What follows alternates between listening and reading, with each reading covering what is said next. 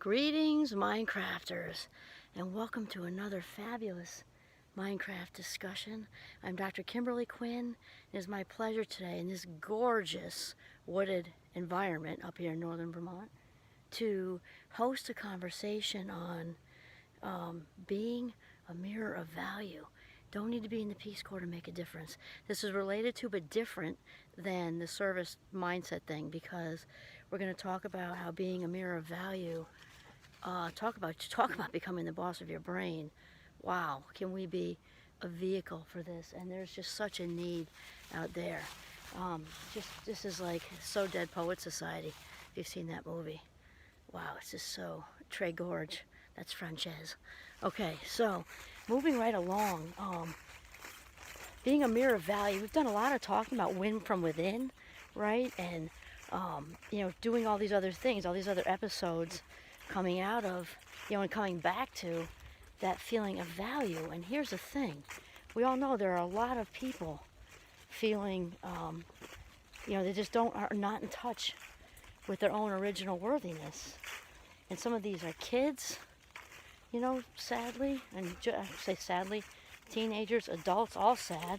And because it came from somewhere, it's because somebody else, and their parents or whoever, it's like obviously a generational cycle, because they weren't feeling valued either, because if they were, they wouldn't have treated, their kids that way. And this sort of lack of feeling worthy,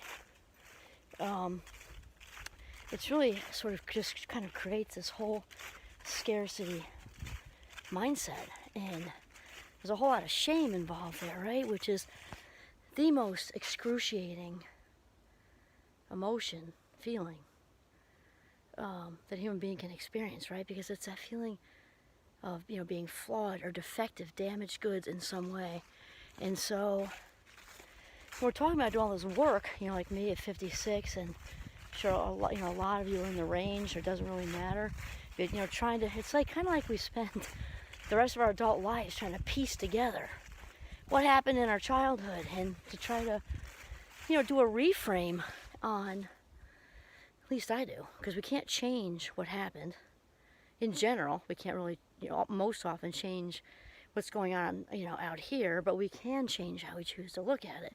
So I know for me, I've done a lot of work that way, and really trying to, piece together and reframe in a sense that's obviously super meaningful, and it's really worked. And you know what? I wouldn't change one thing about my life, not one. Even all the dark, bad stuff, which about, how I grew up in a very turbulent, addicted home. I wouldn't change it, because it's all contributed to who I am today. So that said, though, that could have gone a whole different direction if I didn't have a fleet of angels following me around. And again, if you're not religious, I wouldn't even call myself religious. I'm more spiritual, actually. Catholic, but I'm really more spiritual. Not the point. You can be an angel presence without being religious or spiritual or even believing in God, honestly, because it's really about being a mirror of value to someone else. If you're a little further down the path and you can see their value, but they can't, wow, mirror it, because we're talking about all this, we can't really do the rest of it and live our best lives if we can't see our own value as people. And it doesn't mean you have to be all the way like, here's the path. It doesn't mean like you can see all your value, because we know life doesn't work like that.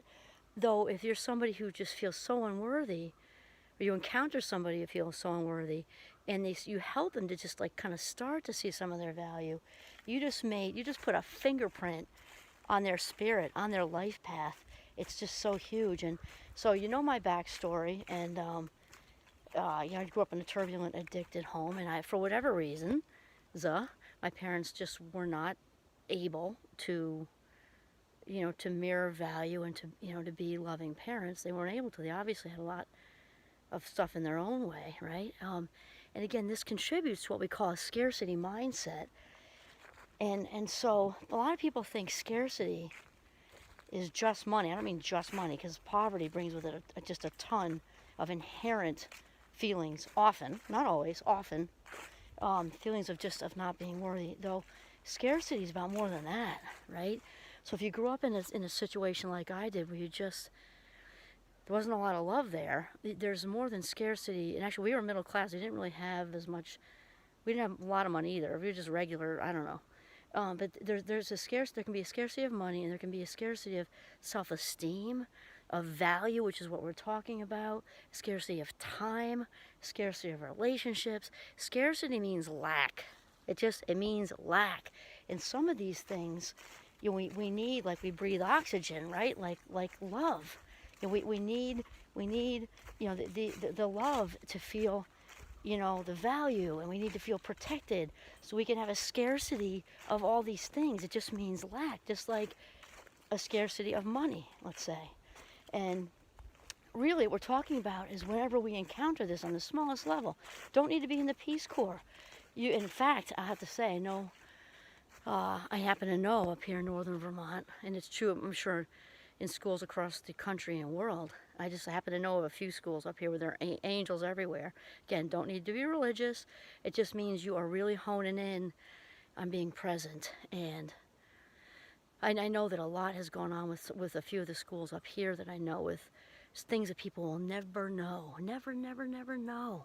Such kindness with little second graders, who show up to school without the right clothes, when it's, negative, maybe not negative, they wouldn't send them out to the playground. Let's say 10 degrees, because up here we would want them outside, and they don't have the right clothing.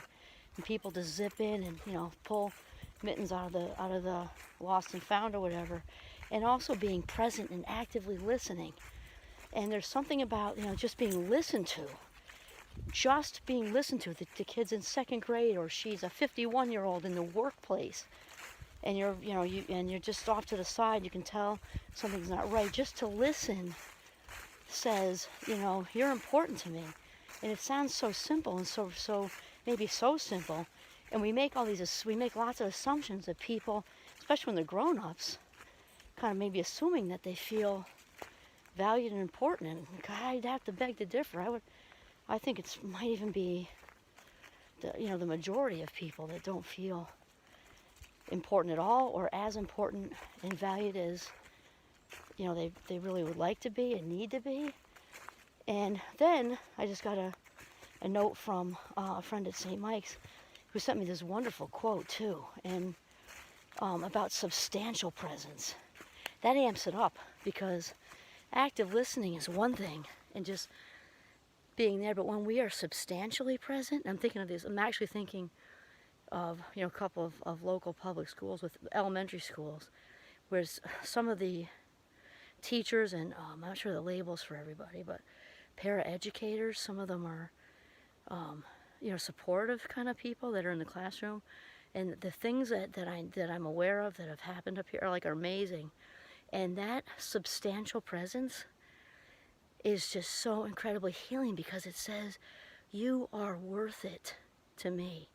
You are worth it to me. And I can't say enough about that, and what that matters, how much that matters out in the world. And so that letter I got was actually from one of the deans at St. Mike's years ago, Mike Samara. And you all know the story with that. I just was wrapped around like a burrito. Dr. Dave has turned my whole thinking around with ADHD. I mean, just constantly, constantly shifting me out of that "you're defective" thing into your wild and wonderful mind is amazing. And you can see things differently than other people. And there's that level of super substantial presence. And also I was thinking of Mike Samara with this nice note that sort of inspired this video. When I was at St. Mike's, and there were those dreaded, oh, this is so beautiful out here, the dreaded mandatory leaves, because like right now it's fall break and you don't have to leave. I usually didn't, because I hung around and had fun mixed with, usually it was playing catch up at this point, and that was good. But like at Christmas, you had to leave. And I'm like, oh my God, what am I gonna do? I got the car, it's cold. I had my rooftop friend, of course. I landed there eventually, but Mike Samara used to just be like, shh, and he would work it out to let me stay up there, because he knew I had nowhere to go. I mean, substantial presence, because he didn't say a lot. It was like private and graceful and sincere. He was just like, and I stayed. And just that one kind act, which is huge, because it went against the rules, right? And he was willing to do that for me. I never told anybody until like my way adulthood, and now to everybody, how deep that was. At the time, I was in survival mode, and I knew it was kind and loving, and I obviously thanked him back then. I just thanked him now again, like 35 or whatever it is years later.